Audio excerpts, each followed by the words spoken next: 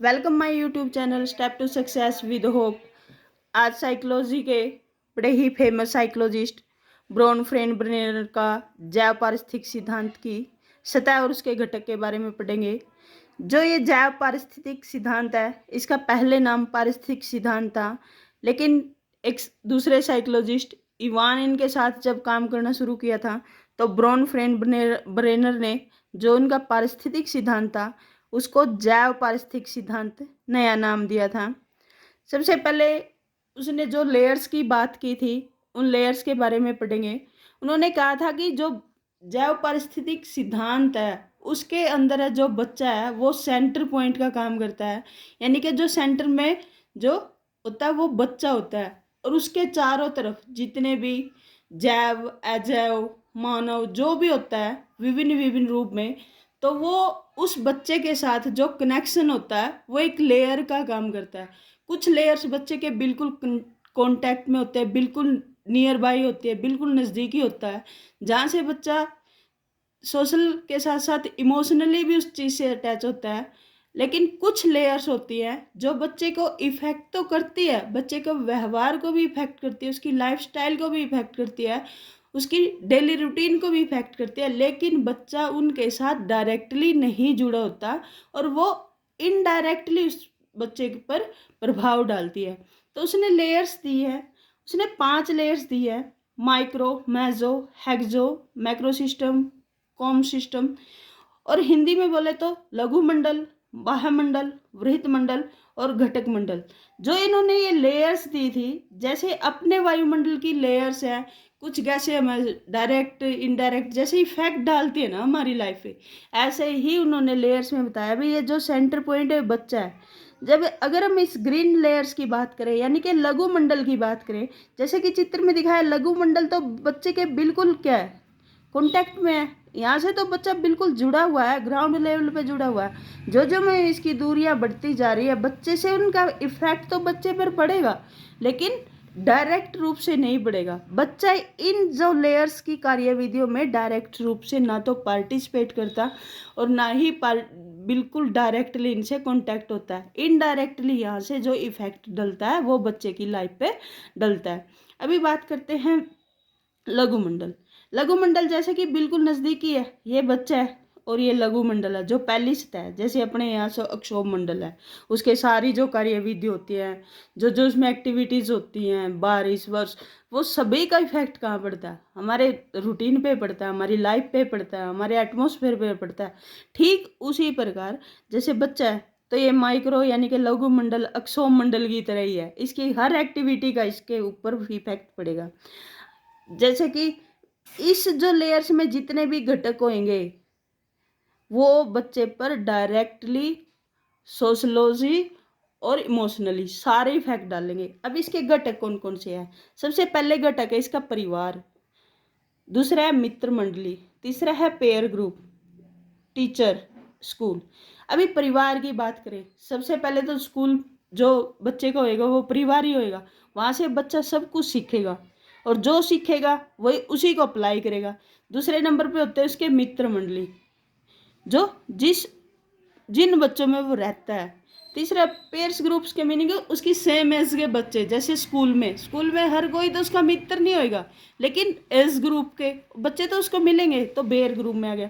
फिर सबसे माँ बाप से ज़्यादा जो उसके परिवार वाले से सबसे ज़्यादा कनेक्ट होएगा, लेकिन जब वो स्कूल में जाने लगेगा तो सबसे ज़्यादा नज़दीकी किसके पास होएगा, वो टीचर्स के साथ होएगा। टीचर्स के साथ उसका इमोशनली सोशल सारा कांटेक्ट होएगा, संबंध होएगा उसका। फिर स्कूल के साथ भी उसका सारा कांटेक्ट जुड़ेगा। जैसे परिवार के आचार विचार के उसके जीवन पर पूरा पूरा प्रभाव पड़ेगा। मित्र मंडली की जो संगति है उसका पूरा पूरा प्रभाव पड़ेगा। पेयर ग्रुप्स के बच्चे जैसे बिहेव करेगा, बच्चा उनकी नकल कर करके अपने बिहेव में उन चीज़ों को अप्लाई करेगा। टीचर टीचर जैसे उसके साथ बिहेव करेगा, बच्चे का जो स्टेटस है, बच्चे की जो लैंग्वेज है, बच्चे का जो रहन सहन, वो सारा क्या करेगा, वो टीचर को फॉलो करता है। डायरेक्ट इनडायरेक्टली वो टीचर की बातों का उसके मेंटली और जो उसके विकास पर भी प्रभाव पड़ता है, और वो उसको फॉलो करता है। सेकंड पे आया भाई मध्य मंडल। मध्य मंडल आया, मध्य मंडल बच्चे से तो थोड़ा सा दूर रहेगा, लेकिन ये लघु मंडल के तो बिल्कुल कांटेक्ट में है। देखो मध्य मंडल में क्या होया, लघु मंडल में जब बच्चे ने परिवार परिवार मित्र स्कूल टीचर सभी से जो कुछ सीखा है ना, अभी उसने सीखा। अब छोटा बच्चा, उसको इतनी नॉलेज नहीं होती, वो टीचर से कैसे बात करेगा, बिल्कुल छोटा बच्चा। लेकिन जब वो मध्य मंडल में जाएगा, बच्चा तो छोटा है, उसने सीखा अभी टीचर से बात करनी है, इतना तो सीखा, लेकिन कैसे करना, फिर वो क्या करेगा, मध्य मंडल में जाके जो उसने लघु मंडल में सीखा है ना, उन चीजों को वो अप्लाई करेगा, उसको अनुभव करता रहेगा। फिर आगे बढ़ के वो उसकी ही गहन अध्ययन में चला जाएगा। और जैसे कि वो टीचर उसको जैसे गाइडेंस कर रहे हैं, वो उन चीज़ों को अप्लाई करेगा। फिर अपने करियर वगैरह के बारे में जो जो सोचेगा, मान ले वो टीचर जैसा उसको बताएगा, वो कहीं ना कहीं उसके माइंड पे एक छाप पड़ेगी, जो कि मध्य मंडल में आएगा। कि जो लघु मंडल में उसने सीखा, उसको गहन अध्ययन में इसने क्या किया, मध्य मंडल में। तीसरी लेयर आई है अपनी एक्सो सिस्टम, बाह्यमंडल। इस मंडल में जो जो घटक होते हैं, वो बच्चे को डायरेक्टली तो उसके इफेक्ट नहीं डालते, प्रत्यक्ष रूप से कोई प्रभाव नहीं डालते, लेकिन अप्रत्यक्ष रूप से इसमें बच्चा प्रत्यक्ष रूप से पार्टिसिपेट भी नहीं करता, लेकिन उसकी दिनचर्या पर, उसकी लाइफ पर इसका बड़ा ही प्रभाव पड़ता है। एग्जाम्पल से समझते हैं, जैसे स्कूल मैनेजमेंट ने कुछ चेंज किए तो बच्चों पे ही अप्लाई करने के लिए, लेकिन बच्चा तो स्कूल मैनेजमेंट की मीटिंग वगैरह में नहीं गया ना, वो गया नहीं है, लेकिन बच्चे को जो प्रॉब्लम थी टीचर्स के माध्यम से स्कूल मैनेजमेंट तक पहुंची।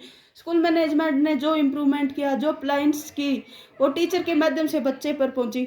इफेक्ट तो कहीं ना कहीं बच्चे पर पड़ा है, लेकिन डायरेक्टली नहीं पड़ा, इनडायरेक्टली।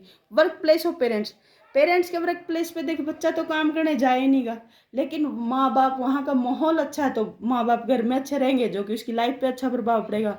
अगर माँ बाप नेगेटिविटी में काम कर रहे हैं तो वो धीरे धीरे नेगेटिविटी उनके अंदर आएगी, अप्लाई करेंगे तो बच्चे का जो लाइफ है उस पर गलत इफेक्ट पड़ेगा। आगे जैसे रक्षा मंत्रालय ने कोई जैसे स्कीम निकाली, जैसे बच्चों की अभी सेल्फ डिफेंस प्रोटेक्शन के लिए अलग अलग कार्य करिए, ऑर्डर तो वहां से मिला रक्षा मंत्रालय से, लेकिन इफेक्ट कहाँ पे डाल रहा है, वो बच्चे की लाइफ पे डाल रहा है।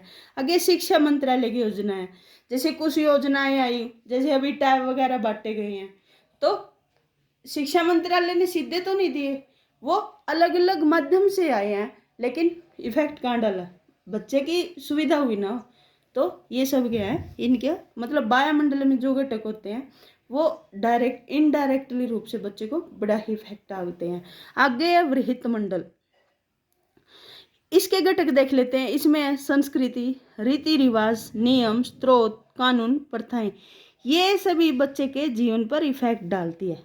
जैसे संस्कृति वगैरह के हैं, जैसे इंडियन कल्चर है, इसमें कुछ चीज़ें हैं जैसे ईड रखी जाती हैं, और जो वेस्टर्न कल्चर है उनमें ये डायरेक्टली होता है या खुल्लम खुल्ला होता है, तो उन चीज़ों का फर्क बच्चे के नेचर पर पड़ता है। ये गांव का शहर का ही ले ले, गांव का कल्चर अलग है, शहर का कल्चर थोड़ा ओपन है, तो जो गांव के बच्चे का स्वभाव है, नेचर है, वो शहर के बच्चे के नेचर से थोड़ा डिफरेंट होएगा। जैसे रीति रिवाज, अभी जैसे रीति रिवाज है, लड़कियों के एग्जाम्पल लेते हैं, गांव में लड़कियों को थोड़ा सा लिमिट्स रखी जाती हैं, तो उसका क्या फिर प्रभाव पड़ेगा, शहरों की अपेक्षा वो गांव की लड़कियां थोड़ा शर्मीला शाही स्वभाव, तो इसी में आएगा। नियम का भी, अगर समाज के नियम ही सख्त हैं तो बच्चा अपने आप को बंधन में महसूस करेगा और वो फ्रीली अपना डेवलपमेंट नहीं कर पाएगा। और इसके विपरीत अगर नियम अच्छी तरह है, स्रोत जहाँ से समाज में हम रह रहे हैं वहाँ पे सोर्सेज अच्छे हैं, तो इन सब कानून प्रथाएं, अगर अच्छी अच्छी प्रथाएं हैं, वो पढ़ लिख सकता है, अच्छा अपना डेवलप कर सकता है। लेकिन प्रथाएं अगर रखें, ये नहीं करना, पढ़ाई नहीं करनी, ये नहीं करना, तो यह ना कहीं बच्चे के जीवन पर प्रभाव पड़ेगा। आगे घटक मंडल, इसमें समाज का चलन प्रचलन, तकनीकी बदलते नियम, समय परिवर्तन के कारण बदलाव, इसमें वो बदलाव शामिल होते हैं जो बच्चे में टेक्निक वगैरह से, टाइम चेंजिंग की वजह से, जैसे पहले का टाइम कुछ और था, पुराने टाइम का, अब के टाइम के जितने भी ये जो कस्टम वगैरह, पहले बच्चों के जो साधन नहीं थे, मोबाइल वगैरह नहीं थे, तो नॉलेज इतनी नहीं हो पाती थी, अब बच्चा ईजिली नॉलेज गेन कर सकता है। तो ये सब घटक क्या है, ये आएंगे घटक मंडल में, जो टेक्निक कारण से, समय के परिवर्तन के कारण, जो पूरे मतलब जब भी समाज चेंज होता है और उस चेंजिंग के कारण जो भी कुछ अच्छा बुरा होता है वो बच्चे के जीवन पर इफेक्ट डालता है। आई होप वीडियो पसंद आई होगी। और ये था ब्रोनफ्रेंड और इवान का जय पारिस्थितिक सिद्धांत। Thank you for watching my video.